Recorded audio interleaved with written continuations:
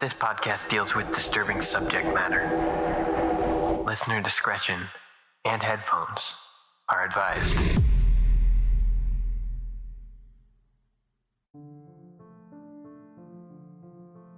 Hey guys. Wow, only 2 episodes left in season 2. And both of them are something pretty special. So a few weeks ago, we got to do a presentation at Geronimo Hospitality Group, a pretty big company in our area. And thanks to Geronimo for letting us do that. And during the presentation, we did a little contest, and whoever won would get to narrate an episode of Through the Fog. In addition to that, we were given 4 hours of studio time in a professional podcasting studio. This episode is the result of that. You'll probably see more of these episodes recorded in that studio in the future, but for now, enjoy Around the Corner, written by Dark Hero and narrated by Malia Buchanan. And this story is extra special because it takes place in Malia's hometown and is a real urban legend in that area.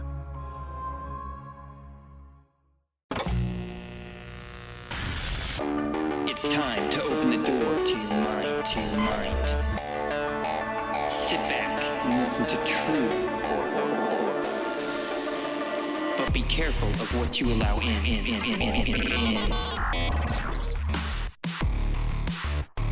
Because it's time to go through the fog.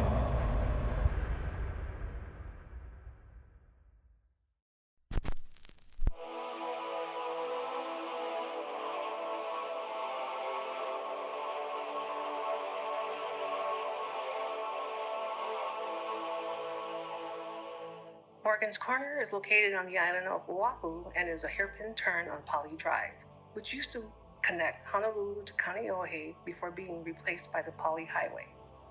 It was named after Dr. James Morgan, who built his home inside the bend in the 1920s. By day, it is quite beautiful, much like the rest of the island, but at night, its true horrific form creeps out from the darkness. Morgan's Corner, you see, is one of the most haunted places on Oahu. The area is said to be plagued by apparitions, unexplained noises, and disembodied screaming. There are many stories to tell about the place, and it's fun to scare some of the unsuspecting victims. Tourists. These stories are all in good fun for visitors, but as someone who lives on the island, I can tell you that not all of them are completely false. As teenagers, my friends and I had always heard the whispers regarding Morgan's Corner, but brushed it off as stupid little tales our parents would try to scare us with. So as dumb teenagers do, one night we decided to see if the stories were true. A test of courage for a few high schoolers with nothing better to do on a Friday night, I hopped into my brother Ethan's car along with my best friend Maya, and we set out on an adventure. You know, I wouldn't judge you girls if you changed your minds right now. Ethan said while looking into the rearview mirror at me and Maya. Whatever, you're the one sweating right now, I said as I reached over and ruffled his hair. Relax, I'm driving here. He shouted. I almost missed the turn. I looked over towards Maya to see her eyes open wide as she stared straight ahead.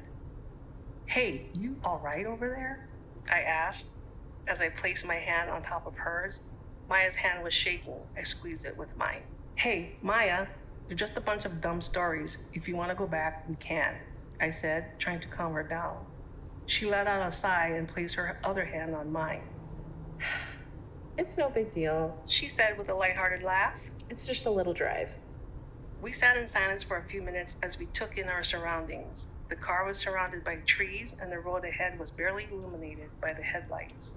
The car rocked back and forth as Ethan maintained his course on the twisting road. The hum of the engine filled our ears until Ethan groaned and switched his radio on. A rush of loud music noise erupted from the speakers, causing us to all jump. What the hell? I shouted, shielding my ears with my hands.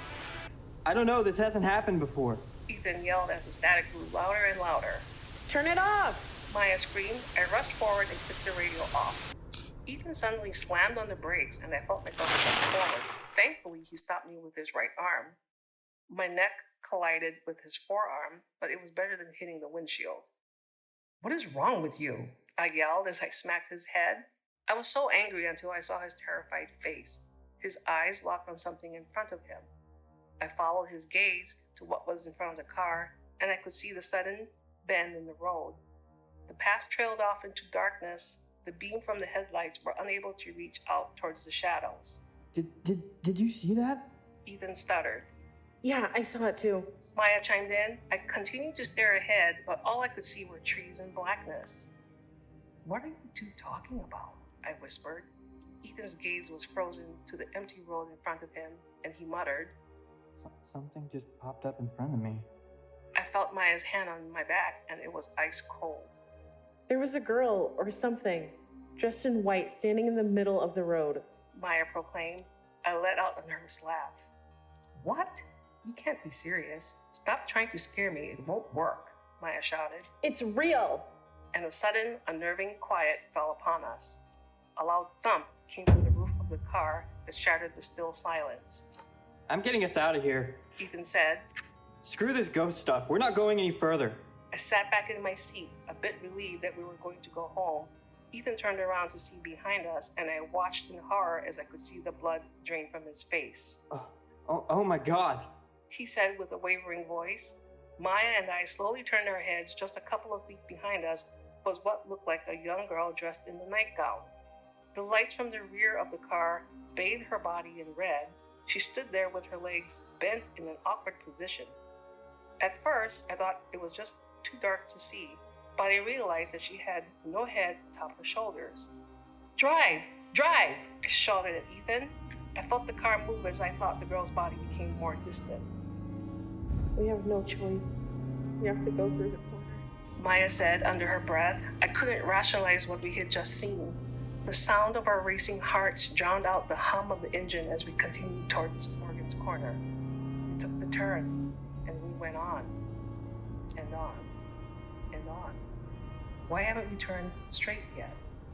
Ethan, what the hell is happening? I asked. Ethan began to accelerate a bit as he answered. I don't know what's going on. This turn won't fucking end. Then another loud thump could be heard from the roof of the car. Maya slid over and clutched onto me. What's hitting the roof? Then another loud thump came. Then another. Then another. It came every few seconds. Maya began to sob. This place won't let us leave. The thumping noise above us became louder and louder as Ethan continued to drive. Stop the car, I said. Ethan ignored me and continued to drive, but I said it again, more forcefully. Stop the car. The car screeched to a halt. There was nothing ahead of us except darkness and a small bit of road illuminated by the headlights. Wait. Just wait here for a second, I said as I reached towards the door handle. I slowly crept myself out of the car, and I looked at the roof of the car. I tried to scream, but the sound wouldn't leave my throat as I saw in absolute horror a pair of legs dangling over the roof. I followed the legs up to find the body of a girl dangling from a tree branch above us. Then a spine-chilling scream erupted from the darkness atop of us, and we quickly got back into the car. Drive! I demanded, and Ethan slammed his foot onto the gas pedal. The car roared to life, and we moved forward, and we stayed forward until we ended up on the dark side of the Poly Drive. We continued our drive until we turned onto the main roads and set our destination back home. The three of us never talked about it. We refused to ever talk about it again.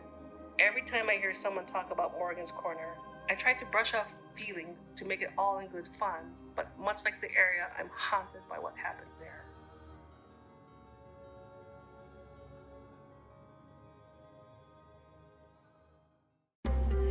Through the Fog is recorded and edited by Intro and outro by Katie Kemp. For more stories, go to www.throughthefog.org. We'll be back in 2 weeks, so keep your eyes on the fog.